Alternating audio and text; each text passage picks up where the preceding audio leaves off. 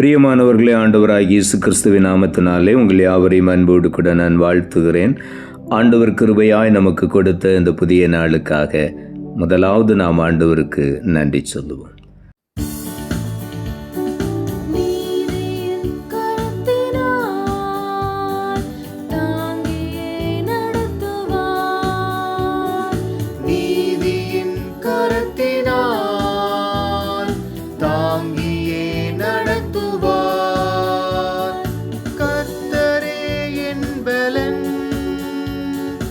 எதற்குமே அஞ்சிடேன், கர்த்தரே என் பலன். எதற்குமே அஞ்சிடேன், ஜெயம் கொடுக்கும் தேவனுக்கு கோடி கோடி ஸ்தோத்திரம். வாழ்வழிக்கும் இயேசு ராஜாவுக்கு வாழ்நாள் எல்லாம் ஸ்தோத்திரம். இந்த நாளுக்கென்று ஆண்டவர் கொடுக்கிற ஒரு வார்த்தை ரோமர் புஸ்தகம் 8ஆம் அதிகாரம் 37வது வசனம். ரோமர் 8:37. இவை எல்லாவற்றிலேயும் நாம் நம்மில் அன்பு கூறுகிறவராலே முற்றும் ஜெயம் கொள்ளுகிறவர்களாய் இருக்கிறோமே.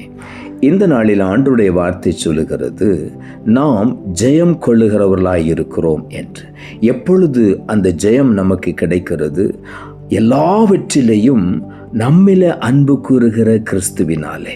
ஆண்டவராகிய இயேசு நம்மேல் வைத்திருக்கிற அன்பின் நிமித்தமாக நாம் ஜெயமுள்ள ஒரு ஜீவிக்க முடியும். நாம் முற்றும் ஜெயம் கொள்ளுகிறவர்களாய் இருக்கிறோம் என்று ஆண்டவருடைய வார்த்தை சொல்லுகிறது. அதற்கு முந்தின வசனத்தை வாசித்து பார்க்கும் பொழுது ரோமர் புஸ்தகம் 8ஆம் அதிகாரம் 36ஆம் வசனம் இப்படியாய் சொல்லுகிறது, கிறிஸ்துவின் அன்பை விட்டு நம்மை பிரிப்பவன் யார்?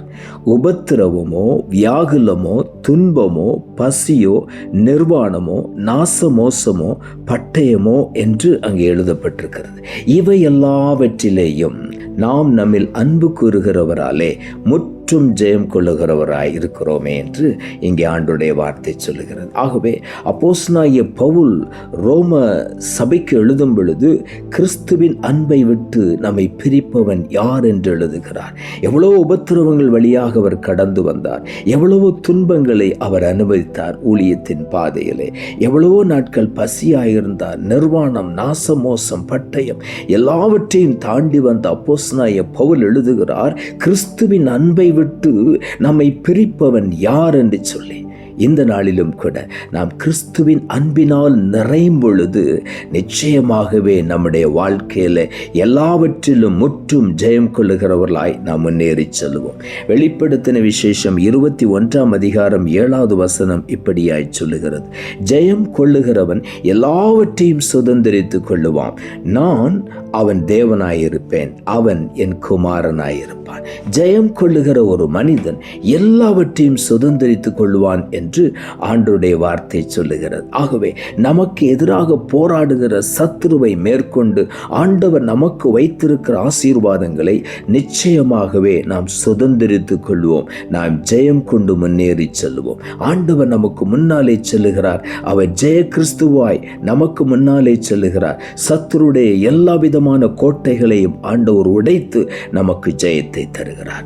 யோசுவாவின் புஸ்தகம் 1ஆம் அதிகாரத்திலே கர்த்தர் யோசுவாவை பார்த்து சொல்லுகிறார், இந்த எரிகோவை நான் உனக்கு கொடுத்து விட்டேன் என்று ஆண்டவர் சொல்லுகிறார். அந்த பெரிய எரிகோ மதிலுக்கு முன்பதாக இஸ்ரவேல் ஜனங்களை அந்த 7 நாட்கள் அந்த எரிகோவை சுற்றி வர செய்தான்.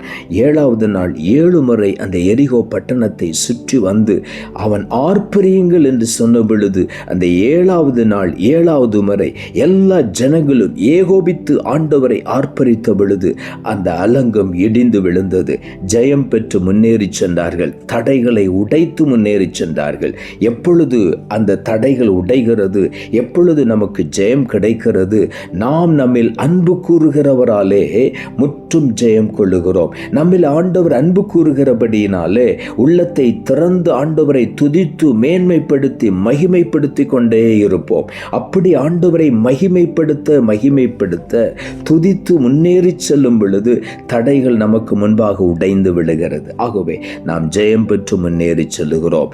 அது மாத்திரமல்ல, ரோமர் புஸ்தகம் 5ஆம் அதிகாரம் 5வது வசனம் இப்படியாய் சொல்லுகிறது, மேலும் நமக்கு அருளப்பட்ட பரிசுத்த ஆவியினாலே தேவ அன்பு நம்முடைய இருதயங்களில் ஊற்றப்பட்டிருக்கிறபடியினால் இந்த நம்பிக்கை நம்மை வெட்கப்படுத்தாது என்று இங்கே எழுதப்பட்டிருக்கிறது. பரிசுத்த ஆவியினாலே தேவ அன்பு நம்முடைய இருதயங்களில் ஊற்றப்பட்டிருக்கிறபடியினாலே நாம் ஜெயம் பெற்று முன்னேறி செல்லும். நம்மிலே அன்பு கூறுகிற தேவன், பரிசுத்த ஆவியினாலே நமக்குள்ளே வைத்திருக்கிற அந்த தேவ அன்பு நம்மை ஜெயித்து முன்னேறி செல்லுகிறவர்களாய் நம்மை மாற்றுகிறது, நம்மை பலப்படுத்துகிறது. ஆகவே என்னை பலப்படுத்துகிற கிறிஸ்துவினால் எல்லாவற்றையும் செய்ய எனக்கு பலன் உண்டு என்று சொல்லி நாம் முன்னேறி செல்வோம். எல்லா தடைகளையும் ஆண்டவர் உடைத்து போட்டு விடுவார். யோசபாத்துக்கு முன்னாலே அநேக ராஜாக்கள் எழும்பி எதிர்த்து வந்தார்கள். ஆனால் யோசபாத் செய்த ஒரே ஒரு காரியம், ஆண்டவரை பாடி துதிக்கும்படி பாடகரை வரிசையாய் நிறுத்தினான் என்று வேதம் சொல்லுகிறது.